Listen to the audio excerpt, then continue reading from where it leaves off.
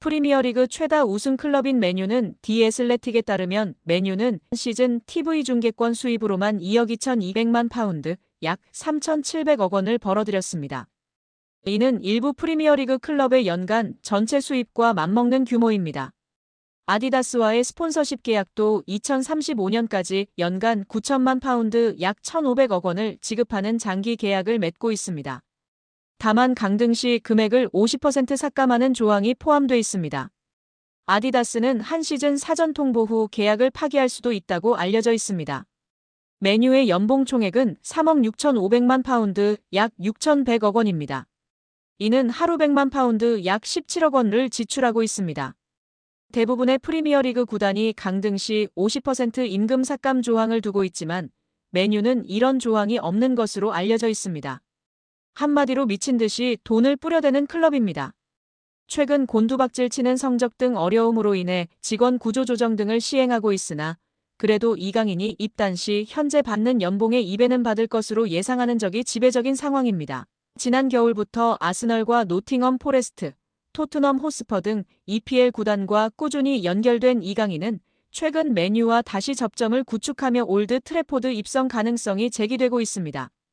크리스탈 팰리스가 아울러 언급되긴 하나 현지 매체는 자본력에 앞서는 맨유가 이강인 영입 전 선두를 꿰찰 것이란 전망을 내놓았습니다. 아모링 맨유 감독까지 이강인을 높이 평가하며 동향을 주시하고 있는데요. 파리 생제르맹 소식을 전문적으로 다루는 VIPSG는 이강인과 PSG는 이제 끝났다. 이강인은 루이스 엔리케 감독의 차기 시즌 구상에 포함되지 않을 확률이 높다면서 그럼에도 이적 시장에서 높은 평가를 받고 있다. 맨유와 크리스털 팰리스를 포함한 여러 EPL 클럽이 그의 상황을 면밀히 주목하고 있다고 전했습니다. 프랑스 풋1도 지난 13일 이강인의 플레이 스타일이 이적 시장에서 큰 관심을 끌고 있다며 아모링 감독은 이강인을 높이 평가한다. 자신의 전술 체계에 잘 맞는 선수라 확신한다고 보도했습니다. 아모링은 3백을 기반으로 2명의 중앙 미드필더를 배치하는 포메이션을 즐겨 쓰고 있습니다. 센터백과 중앙 미드필더가 1차 빌드업을 수행하는데요. 좌우 측면의 윙백은 상대 진영 깊숙이 전진하는 공격적인 포지셔닝으로 전방의 윙어와 하프 스페이스에서 수적 우위를 확보하는 전술입니다. 이강인은 미드필드 전 지역을 소화할 수 있는 멀티성이 특장점입니다. 주 포지션인 중앙 공격형 미드필더는 물론 좌우 측면의 포진에 3톱으로도 기용 가능하고 폴스9, 세컨드 스트라이커 경험도 있습니다. 창의적인 패스와 유연한 위치 소화 능력을 지녀 아모링표 축구에 부합하는 퍼즐로 꼽힌 것으로 풀이되고 있습니다. 풋1은 PSG 역시 높은 이적료 수익을 기대하며 이강인을 둘러싼 분위기를 긍정적으로 보고 있다면서 맨유는 크리스탈 팰리스보다 훨씬 큰 자본력을 보유한 클럽이다. 이강인 영입을 위한 준비가 재정적으로 완비돼 있다며 신임 감독의 호감과 자본 측면에서 이강인의 맨유행 가능성을 점쳤습니다. 물론 사우디아라비아와 연결도 여전히 살아있는데요. 이강인을 사우디 프로페셔널 리그를 대표하는 차세대 슈퍼스타로 육성하길 원합니다. VIPSG는 현재 가장 구체적인 이강인 영입 제안을 건넨 곳은 사우디 구단들이다. 매우 경쟁력 있는 급여를 제시했다. 트랜스퍼마르크트가 추산한 예상 이적료 3천만 유로 약 483억 원의 몇 배가 넘는 금액을 제안한 것이라고 알렸습니다. 풋1도 복수의 사우디 구단이 PSG와 이강인에게 거액의 오퍼를 제시할 준비를 마쳤다고 전했습니다. 그러나 현지에서도 20대 초반인 이강인이 유럽 5대 리그에서 커리어를 이어갈 확률이 높다 보는 분위기입니다. 특히 다가오는 2026 북중미 월드컵을 앞두고 유럽 무대에서 경쟁력을 유지하는 것이 선수의 대표팀 내 입지나 한국 경쟁력 차원에서 두루 유용한 상황입니다. 맨체스터 유나이티드의 여름 이적 시장에 대한 큰 힌트가 등장했습니다. 맨유 유스 출신 공격수 알레한드로 가르나초가 입주한 지 1년 여밖에 되지 않은 자신의 고급 주택을 부동산에 매물로 내놓았다는 것인데요. 영국 대중지 더 선이 현지 시간 온라인판 기사로 공개한 독점 정보에 따르면 가르나초는 영국 그레이터 맨체스터의 보든 지역에 있는 침실 7개짜리 대저택을 385만 파운드 약 72억 원에 매각하기로 했다. 해당 매물이 시장에 나온 것은 지난 3월 28일로 알려졌다. 가르나초는 지난해 4월 자신의 파트너 에바, 1살 된 아들 엔소와 함께 해당 저택으로 이사했다. 매입 당시 가격은 380만 4천 파운드. 1년도 채 되지 않아 매각한 이유는 차익을 위해서가 아니다. 라고 전했습니다. 이어 더선은 가르나초가 자신의 저택을 매각하려는 이유가 올여름 맨유를 떠나기 위한 준비로 여겨진다고 추측했습니다. 실제로 가르나초는 후배 아모린 감독이 올 시즌 중도 부임한 이후 꾸준히 이적설의 주인공이 됐습니다. 에릭 텐하흐 전임 감독 체제에서 중용됐으나 아모린 감독 부임과 함께 입지가 흔들렸는데요. 최근 다시 주요 경기에 출전하고 있으나 지난 1월 이적 시장 기간에 첼시, 나폴리 등과 이적 협의가 진행되기도 했습니다. 맨유는 지난 수년간 누적된 적자로 인해 재정난에 시달리고 있기도 합니다. 맨유는 아모린 감독이 원하는 유형의 선수를 영입하기 위해 기존 선수 매각을 추진 중이며 현재 에스턴 빌라로 임대된 마커스 레시포드를 비롯해 자체 유소년팀 출신 선수들의 매각이 장부상 순이익으로 처리되어 재정 건전성 규정 충족에 큰 도움이 된다고 보고 있습니다. 레시포드와 달리 가르나초는 그동안 맨유의 미래 자원으로 기대를 모았으나 아모린 감독은 기복을 보이는 가르나초를 정리하려는 생각을 가진 것으로 알려졌습니다. 맨유는 최근 2선 공격수 영입에 대한민국 대표 미드필더 이강인과 연결됐는데요. 지난달 이강인의 에이전트 하비에르 가리도가 맨유 구단을 방문한 사실을 공개하기도 했습니다. 스페인 매체 렐레보의 마테오 모레토 기자는 이 방문이 가리도가 대리하는 선수의 이적과 관련이 있는 업무상 출장이었다고 보도했습니다. 맨유는 5년 후 새로운 홈경기장 건설을 중심으로 대대적인 재건 작업을 진행 중입니다. 짐 레클리프 구단주는 이 과정에서 아모린 감독을 적극 지원하고 여름 이적 시장에 선수 영입을 위해 구조조정을 진행 중이라고 밝혔습니다. 아시아 시장 마케팅 효과를 위한 이강인 영입 가능성이 유럽 현지에서 제기되고 있는 가운데 이강인과 포지션이 겹치는 가르나초의 이적설은 주목할 만한 상황이라는 평가입니다. 이강인의 인성이 재조명되고 있습니다. 두 차례 SNS 사과 이후 직접 태국전을 앞두고 선수들은 훈련하고 있는 배경 삼아 사과를 하기도 했던 이강인 선수인데요. 이제는 완전히 탁구 게이트가 막을 내렸고 축구에만 집중하고 있는 상황입니다. 이러한 상황 속 지난 이강인이 형들에게 했던 일이 재조명되며 화제인데요. 지난 U20 월드컵 때 형들이 장난이 심했다고 인터뷰하기도 했던 점이 부각되던 이강인이었지만 이러한 모습은 부각되지 않았었죠. 다시금 이강인 선수가 U20 월드컵 형들 향한 마음이 부각되며 화제입니다. 이강인은 생일을 맞이해 U20 대회에 함께 출정했던 선수들에게 선물을 전달한 것으로 알려지며 훈훈함을 더했습니다.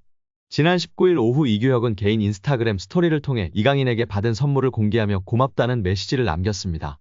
이규혁 등 U20 멤버들을 통해 공개된 선물 내역은 일회용 마스크, 주전부리, 스타벅스 충전 카드 등이었습니다. 또한 이강인은 선물을 준비하며 편지를 남기기도 했습니다. 이강인은 편지를 통해 경기장 속에서도 밖에서도 우리나라를 대표해 매순간 최선을 다한 진짜 사랑하는 형님들. 제가 정말 힘든 시기에 옆에서 많이 응원해주고 자신감을 넣어줘서 큰 힘이 됐다. 고 전했습니다. 이강인은 저 때문에 형들이 많이 힘들었을 것 같다. 제가 진짜 많이 미안합니다. 라며 형들보다 2살이나 어린 제가 장난치고 까불어도 재미있게 받아주고 한 번도 힘들다는 내색 안 해서 정말 고마웠다. 는 말을 남겼습니다. 해당 사진이 공개된 이후 SNS와 온라인 커뮤니티 등을 통해 퍼져나갔었습니다. 이를 본 네티즌들은 막내가 생각도 깊네. 자기 생일에 형아들한테 감사 인사라니. 진짜 너무 보기 좋아요. 이 팀 우정 영원했으면 좋겠네. 강인이 진짜 귀여워. 예뻐하지 않을 수 없는 막내. 편지지도 본인처럼 귀여운 것음. 등 다양한 반응을 보였었습니다. 이강인의 생일에 맞춰 대회에서 함께 호흡을 맞췄던 최준, 정호진, 황태현, 이상준, 엄원상 등이 사진을 공개하며 축하 메시지를 전하기도 했습니다. 또한 자신을 프로 데뷔해주었던 발렌시아이지만 갑작스럽게 내쳐지며 큰 상처를 준 발렌시아인데도 감사 인사를 한 이강인의 인성을 조명받기도 했습니다. 이강인은 자신의 인스타그램에 발렌시아를 떠나며 마지막 소감을 남겼었는데요. 이강인은 오늘 발렌시아와 그 팬분들께 존중의 의미를 담아 작별을 고한다.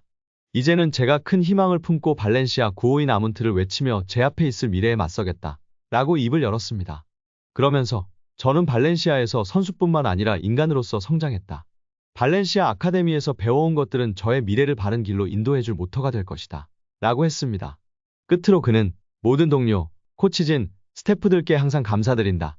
특히 저에게 진정한 축구인의 열정을 알려주신 모든 발렌시아 팬 여러분들의 애정에 무한한 감사 인사를 드린다. 라며 작별 인사를 고했었습니다. 장난기 많은 이강인 선수가 실수를 했던 점을 겸허히 인정하고 용기 내어 사과를 했습니다. 이제는 모든 축구 팬들은 손흥민 선수와 함께 한국 축구를 잘 이끌어 갈 수 있도록 격려와 지지를 해야 할 때라고 생각이 듭니다. 2024년 6월 손흥민 선수는 한 여성 어씨로부터 충격적인 연락을 받았습니다. 어씨는 손흥민 선수에게 당신의 아이를 임신했다며 초음파 사진을 보내왔고 이 사실을 폭로하지 않는 조건으로 3억 원을 요구했습니다. 당시 손흥민 측은 해당 사실이 언론에 알려질 경우 자신과 소속팀에 큰 피해가 갈 수 있다고 판단해 3억 원을 지급하고 비밀 유지각서를 작성하게 됩니다. 그런데 문제는 여기서 끝나지 않았습니다. 이후 어씨와 연인 관계였던 B씨가 이 사실을 알게 된 뒤 다시 손흥민 측에 연락을 합니다. 그는 이런 각서가 있다는 사실 때문에 어씨와 결혼할 수 없다고 말하며 위약벌 조항이 과도하다는 이유로 문제를 제기합니다. 처음에는 합리적인 협의처럼 들릴 수 있었지만 이후 B씨는 손흥민 측의 자료를 언론사에 넘기겠다며 7천만 원을 요구했습니다. 결국 손흥민 측은 더 이상 협박에 휘둘릴 수 없다며 이들을 고소하게 된 것입니다. 이 사건은 크게 두 부분으로 나뉩니다. 먼저 어씨가 임신을 빌미로 3억 원을 받은 1차 협박, 그리고 B씨가 비밀 유지각서를 빌미로 다시 협박을 시도한 2차 사건입니다. 법적으로 보면 어씨의 행위는 공갈죄에 해당할 수 있습니다. 공갈죄란 폭행이나 협박으로 사람을 겁먹게 하여 재산상 이익을 취득하는 경우를 말하는데요. 임신 여부나 사진의 진위 여부와 무관하게 상대가 심리적 압박을 받아 금전을 지급했다면 형사처벌이 가능합니다. 또한 어씨와 B씨가 협의했는지 여부도 중요한 쟁점입니다. 만약 둘이 협박을 공모한 사실이 드러난다면 공갈 공동정범이 되어 훨씬 무거운 처벌을 받을 수 있습니다. 현재 수사기관은 두 사람의 휴대전화를 압수해 통신 내용 등을 조사 중이며 특히 디스패치를 통해 공개된 카카오톡 대화에서는 B씨가 수십억 받아서 아파트 사주겠다고 말한 정황도 있어 공모 가능성을 배제할 수 없습니다. 그리고 또 하나의 문제.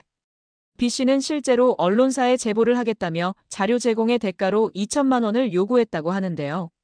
이 부분 역시 공갈미수에 해당할 수 있습니다. 실제로 돈을 받지 못했더라도 협박이 있었다면 형사처벌 대상이 되는 것이죠. 현재 어씨와 B씨 모두 구속된 상태입니다.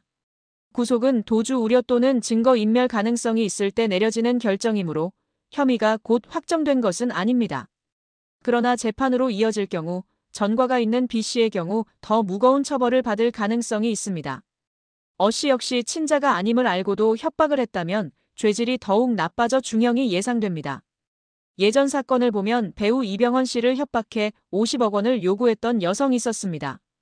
이때 공갈미수 혐의로 구속이 됐었는데 항소심까지 가서 징역 1년에 집행유예 2년을 받았었습니다. 다만 B씨가 전과가 있어서 공모가 인정된다면 더 무거운 처벌을 받을 수도 있는 상황입니다. 또 어씨의 경우에도 친자가 아닌 걸 알고도 협박했다거나 조작된 사진을 사용했다거나 이런 게 밝혀지면 또 죄질이 좋지 않다고 볼 수도 있어 B씨보다 더 중한 처벌을 받을 수도 있습니다.